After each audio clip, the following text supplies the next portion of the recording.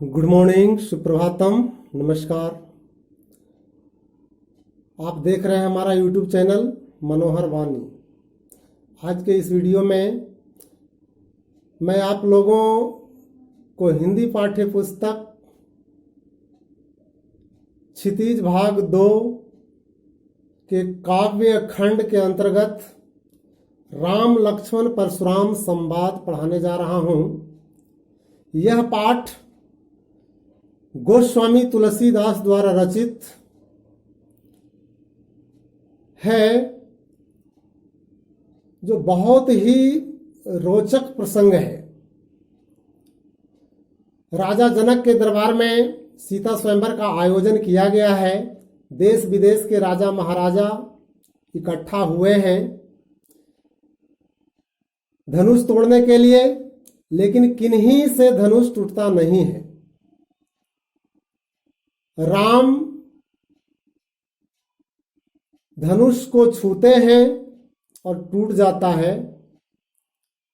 इसके बाद जब परशुराम को समाचार मिलता है तो वे सभा में प्रवेश करते हैं और जिन्होंने धनुष तोड़ा है उन्हें मार डालने की धमकी दे डालते हैं। इस पर श्री राम उनके क्रोध को शांत करते हुए मीठी वाणी बोलते हैं। यह पाठ यहीं से प्रारंभ है, तो आइए आप लोग ध्यान से सुने, समझें और याद करें। आप लोग कुछ क्षण के लिए पूरा मनोयोग इसमें लगा दें ताकि आपको अच्छी तरह से समझ में आ जाए। मैं पूरी कोशिश करूंगा कि आप एक एक शब्द का अर्थ अच्छी तरह से समझ लें। तो आइए अब शुरू करते हैं। सबसे पहले चौपाई है, पहला काव्यांश का चौपाई है, इसे हम शुरू करते हैं। श्री राम कहते हैं कि नाथ शंभु धनु भंज निहारा, होई केउ एक दास तुम्हारा। हे नाथ, हे स्वामी जी, शिव के धनुष को तोड़ने वाला आप ही का कोई सेवक है, आपका ही कोई दास है। या सुकाह कहिए कि न मोही, असुनि रिसाई बोले मुनि को ही। आये सुकाह माने आपकी आज्ञा क्या है, कहिए कि न मोही, मुझसे कहते क्यों नहीं है। आपकी जो आज्ञा हो मुझसे कहिए, मैं तुरंत आपकी आज्ञा का पालन करूंगा। लेकिन श्री राम का ये वचन परशुराम को गुस्से में डाल देता है। हालांकि ये बहुत ही मधुर वाणी में बात करते हैं, किंतु परशुराम को गुस्सा आ जाता है और वे क्रोधित होकर बोलते हैं। सुनी रिसाई बोले मुनि कोही, कोही माने क्रोधी, रिसाई माने गुस्से में, यानी क्रोधी मुनि परशुराम गुस्से में बोलते हैं। क्या कहते हैं कि सेवक सो जो करे सेवकाई। सेवक तो वह होता है जो सेवा का काम करता है। अरि करनी करी करिए लड़ाई। अरि मतलब दुश्मन, अरि करनी माने दुश्मन का काम। जो दुश्मन का काम करे उसे तो दुश्मनी ही की जाती है। यानी जिसने भी मेरे गुरु शिव का धनुष तोड़ा है वह मेरा कोई दास नहीं हो सकता, वह मेरा कोई सेवक नहीं हो सकता, बल्कि वह मेरा दुश्मन है। दुश्मन के जैसा मेरा काम किया है और उसके साथ मैं दुश्मनी ही निभाऊंगा। सुनहु राम जेहि शिव धनु तोरा। सुनो राम, परशुराम कहते हैं कि सुनो राम, जिसने भी मेरे गुरु शिव का धनुष तोड़ा है, सहस बाहु समसो रिपु मोरा, वह सहस्र बाहु के समान मेरा दुश्मन है। रिपु मतलब भी दुश्मन होता है। सहस्रबाहु सम यानी सहस्रबाहु राक्षस के जैसा मेरा दुश्मन है।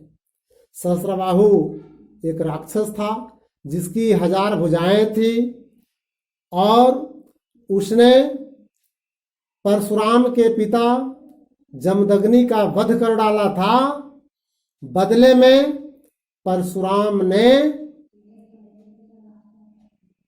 उस राक्षस को यानी सहस्रबाहु को मार डाला।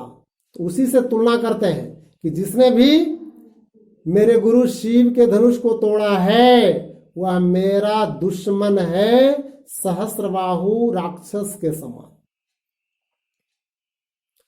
सो बिलगाऊ बिहाई समाजा न तमारे जय हैं सब राजा।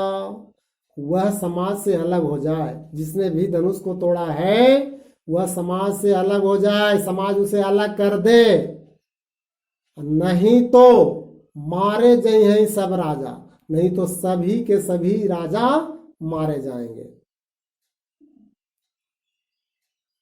सुनी मुनि वचन लखन मुस्काने, सुनी मुनि वचन लखन मुस्काने यानी मुनि की बात सुनकर, मुनि यानी यहां परशुराम जी, उनकी बात सुनकर लक्ष्मण मुस्कुराने लगे, हंसने लगे। बोले परशु धरहि अवमाने, और परशुराम को अपमानित करते हुए बोले, बहुधनु ही तोरी लरिकाई। बहुधनु ही, धनु ही छोटा धनुष को कहते हैं, धनुष का छोटा रूप धनु ही कहलाता है, जिससे अक्सर बचपन में बच्चे खेला करते हैं।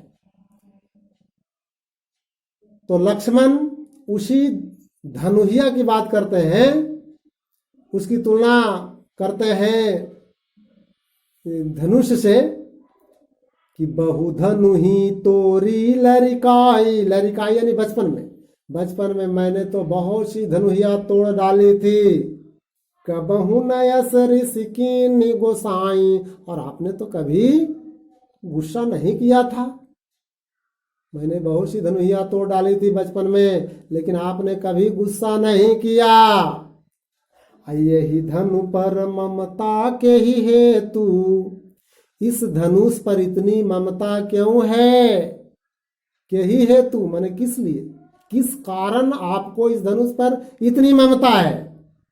लक्ष्मण के वचन को सुनकर परशुराम को गुस्सा आ जाता है। सुनी रिसाई कह भृगुकुल केतु, रिसाई का माने गुस्से में आकर कहते हैं भृगुकुल केतु। भृगुकुल केतु का मतलब भृगुवंशियों में श्रेष्ठ, भृगुवंशियों के ध्वजारूप। परशुराम भृगुवंशी थे, भृगु मुनि के वंशज थे, इसीलिए इन्हें भृगुवंशी कहा गया। केतु का मतलब होता है शिरोमणि, श्रेष्ठ, यानी भृगुवंशियों में श्रेष्ठ। परशुराम जी गुस्से में आकर कहते हैं, रे नृप बालक कालवश, दोहा छंद है, रे नृप बालक कालवश बोलत तो ही न संभार। धनु ही सम त्रिपुरारि धनु विदित सकल संसार। यानी कि हे राजकुमार, रे संबोधन का चिन्ह है, संबोधन का चिन्ह होता है रे। तो यहाँ लक्ष्मण को संबोधित करते हुए परशुराम कहते हैं कि रे नृप बालक, नृप मतलब राजा, बालक माने लड़का, राजा का लड़का यानी राजपुत्र। हे राजपुत्र, रे राजपुत्र, कालवश, तुम काल के वशीभूत हो गए हो, काल सवार है तुम पर, बोलत तो ही न संभार, इसीलिए तुम संभल कर बातें नहीं कर रहे हो। धनु ही सम त्रिपुरारी धनु, जिस धनुहिया को तोड़ने की बात करते हो, जिसके बारे में तुम कह रहा कि बचपन में मैं बहुत सी धनुहिया तोड़ डाली थी, तो क्या वह धनुहिया और त्रिपुरारी का जो ये धनुष है, त्रिपुरारी यानी शिव का जो ये धनुष है, उससे उस धनुष की कोई तुलना है? विदित सकल संसार, इसे तो सारी दुनिया जानती है। और तुमने जो बचपन में धनुइया तोड़ी थी उसे कौन जानता था? इसके बाद अब लक्ष्मण कहते हैं कि लखन कहा हसी हमरे जाना, असुनहु देव सब धनुष समाना। लक्ष्मण हंसते हुए कहते हैं कि हे मुनि जी, हमरे जाना यानी हमारे समझ से, हमारे हिसाब से तो सब धनुष बराबर है, सब धनुष समाना, यानी सब धनुष समान है मेरे लिए। का क्षति लाभ जून धनु तोरे, जून धनु, जून धनु का मतलब हुआ पुराना धनुष। जून यहाँ महीना का नाम नहीं है, जून का मतलब वक्त भी होता है, लेकिन यहाँ पर न वक्त का अर्थ है और न जून महीना है। अवधी भाषा का ये शब्द है जिसका मतलब होता है पुराना। का क्षति लाभ जून धनु तोरे, यानी पुराने धनुष के टूट जाने पर आपको क्षति क्या है, या नहीं टूटता तो लाभ क्या होता, इससे क्या है आपको घाटा या फायदा है? पुराना धनुष था, टूट गया तो टूट गया। इतना आप गुस्से में क्यों हैं, इतना क्रोधित क्यों हो रहे हैं? देखा राम नयन के भोरे, परशुराम के क्रोध को और बढ़ाते हुए कहते हैं कि राम ने तो इस धनुष को नया समझा था, नया के भ्रम में इसे उठाया था। यदि जानते कि यह पुराना धनुष है तो उसे छूते तक नहीं। इससे परशुराम का गुस्सा और बढ़ जाता है। छुअत टूट रघुपति ही न दोषु, आगे लक्ष्मण कहते हैं कि छुअत टूट रघुपति ही न दोषु, यानी राम के धनुष छूते ही टूट गया, इसमें राम का कोई दोष नहीं है। पुराना धनुष था, राम ने छुआ, टूट गया। यहां पर अतिशयोक्ति अलंकार है। अतिशयोक्ति अलंकार में छोटी मोटी बात को बहुत विस्तारित रूप में प्रस्तुत किया जाता है। बहुत बढ़ा चढ़ा करके कही गई उक्ति को अतिशयोक्ति कहते हैं। तो यहां अतिशयोक्ति अलंकार है कि छुअत टूट रघुपति ही न दोषु, यानी छूते ही धनुष टूट गया, राम का यहाँ कोई दोष नहीं है। मुनि बिनु काज करिए कत रोसु, हे मुनि जी, बिना मतलब के आप रोष क्यों कर रहे हैं, गुस्सा क्यों कर रहे हैं? इसके बाद अब परशुराम बोलते हैं, बोले चितय परसु की ओरा, बोले चितय परसु की ओरा। चितय मतलब मन, परसु माने फरसा, जिसे परशुराम हमेशा धारण किए हुए रहते थे। परशुराम जी का हथियार था परसु यानी फरसा, यानी कुल्हाड़ा, कुल्हाड़ा भी कह सकते हैं। तो परशुराम जी उस कुल्हाड़े की ओर दृष्टिपात करते हुए, दृष्टि डालते हुए, दिखाते हुए कहते हैं, यानी लक्ष्मण को डराते हुए कहते हैं कि रे सठ सुने हूं स्वभाव न मोरा। सठ मतलब मूर्ख, अरे मूर्ख कहीं का, तुम मेरे स्वभाव के बारे में नहीं सुना है, तो मुझे नहीं जानता मैं कौन हूं, तुम्हें पता नहीं किससे बातें कर रहे हो। परशुराम जी अपनी वीरता का डिंग हाँकने लगते हैं, लेकिन लक्ष्मण तनिक भी डरते नहीं हैं, बल्कि वे आग में घी का काम करते हैं। उनका गुस्सा और बढ़ता जाता है। परशुराम अपनी वीरता का डिंग हाँकते हुए देखिए आगे क्या कहते हैं कि बालक बोली बधाऊ नहीं तो ही, बालक बोली बधाऊ नहीं तो ही, यानी बच्चा जान करके मैं तेरा वध नहीं कर रहा हूं, बच्चा जान करके मैं तुम्हें छोड़ रहा हूं। केवल मुनि जड़ जान मोही, अरे मूर्ख, तुम केवल मुझे नीरा मुनि ही समझते हो, और सब मुनि की तरह मुझे समझते हो, जो सहिष्णु होते हैं, दयालु होते हैं। मैं वैसा नहीं हूं, तुम केवल मुझे मुनि मत समझो। बाल ब्रह्मचारी अति को ही, अपनी वीरता का बखान करते हैं, अपनी वीरता का डिंग हाँकते हैं। वे कहते हैं कि बाल ब्रह्मचारी अति को ही, बाल ब्रह्मचारी यानी मैं बाल ब्रह्मचारी हूं, अति को ही, और बहुत क्रोधित भी हूं। विश्व विदित क्षत्रिय कुल द्रोही, विश्व विदित माने दुनिया जानती है, मेरे बारे में दुनिया जानती है, विश्व विदित बात है कि मैं बाल ब्रह्मचारी हूं, बहुत ही क्रोधी मुनि हूं, क्षत्रिय कुल द्रोही, और क्षत्रियों के वंश का मैं दुश्मन हूं। भुजबल भूमि भूप बिनु किन्हे, विपुल बार मही देवन दिन्हे, मैंने अपनी भुजाओं के बल पर इस धरती को राजाओं से रहित कर दिया है। भुजबल भूमि भूप बिनु किन्नी, भूप बिनु, भूप मतलब राजा, अब बिनु माने बिना, यानी राजाओं के बिना कर दिया, राजाओं से रहित कर दिया। भूमि यानी धरती को, भुजबल यानी भुजाओं के बल पर, भुजाओं की ताकत से मैंने इस धरती को राजाओं से रहित कर दिया। विपुल बार माने कई बार, अनेक बार। महिदेवन दिन्नी, और इसे ब्राह्मणों को दे दिया हूं। धरती को जीत कर, क्षत्रियों को हराकर मैंने ब्राह्मणों को दान में दे दिया हूं। महिदेव यानी धरती पर के देवता अर्थात ब्राह्मण, ब्राह्मण को महिदेव कहा जाता है। महिदेवन या बहुवचन में है, ब्राह्मणों को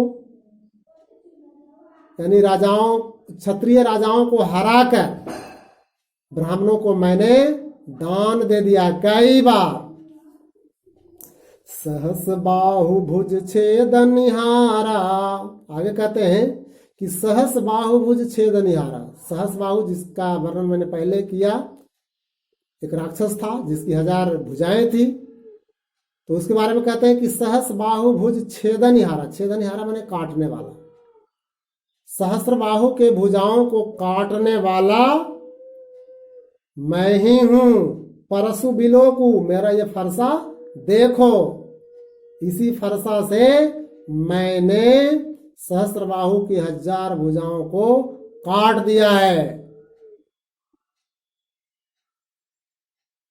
आगे दोहा छंद है, मातु पिता ही जनि सोच बस, करसी महिष किशोर, गर्वन के अरभक दलना, परसु मोर अति घोर। कहते हैं कि हे राजकुमार, तुम अपने माता पिता को चिंता में मत डालो। मातु पिता ही जनी सोच बस, जनी मतलब मत, नहीं, यानी तुम अपने माता पिता को सोच में मत डालो। महिष किशोर यानी राजकुमार, राजपुत्र, हे राजपुत्र, हे राजकुमार, तुम अपने माता पिता को चिंता में मत डालो। गर्वन के अर्भक दलन, गर्वन है, गर्भ का बहुवचन है, यानी गर्भ में पल रहे बच्चों को मार देने वाला मेरा फरसा बहुत ही भयानक है। यानी जब मैं फरसा चलाता हूं, मेरे फरसा का जब वार होता है तो गर्भ में पल रहे बच्चे नष्ट हो जाते हैं। इतना भयानक मेरा फरसा है, इसलिए तुम मुझे केवल मुनि मत समझो। इस तरह से परशुराम अपनी वीरता का डिंग हाँकते हैं लक्ष्मण से, लेकिन लक्ष्मण उनकी बातों में तनिक भी नहीं आते हैं, बल्कि उनके गुस्सा को विभिन्न उदाहरणों के माध्यम से और बढ़ाते हैं। तो आज के इस वीडियो में इतना ही। 2 काव्यांश का ही आज अध्यापन किया गया है। शेष काव्यांश को मैं अगले वीडियो में पढ़ाऊंगा। आज के लिए बस इतना ही। धन्यवाद। शुभम भवतु। अद्य दिवसम्।